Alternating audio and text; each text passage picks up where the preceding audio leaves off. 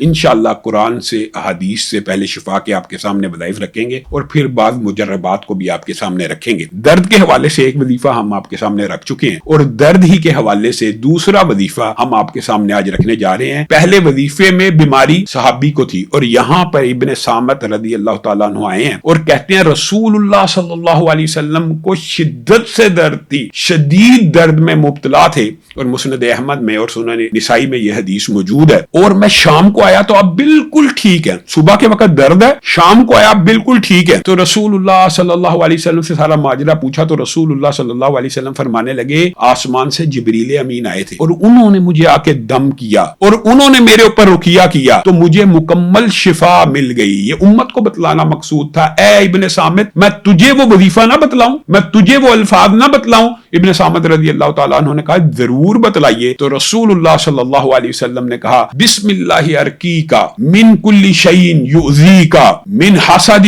کل حاسد وعین بسم اللہ یشفیکا۔ اس دعا کے اندر آپ نے نوٹ کیا کہ اللہ کے نام کے ساتھ دم کرتا ہوں ہر نقصان پہنچانے والی چیز، ہر حاسد کے حسد سے اور بری نظر سے۔ اس میں صرف درد کا علاج نہیں ہے، درد کے جس وجہ سے ہوتی ہے ان کا علاج بھی ہے۔ حسد کی وجہ سے ہوئی ہے، نظر بد کی وجہ سے ہوئی ہے، کسی بھی وجہ سے ہوئی ہے تو اس دعا میں اس کا بھی علاج موجود ہے اور اللہ تعالیٰ ہی کے نام سے شفا ملتی ہے۔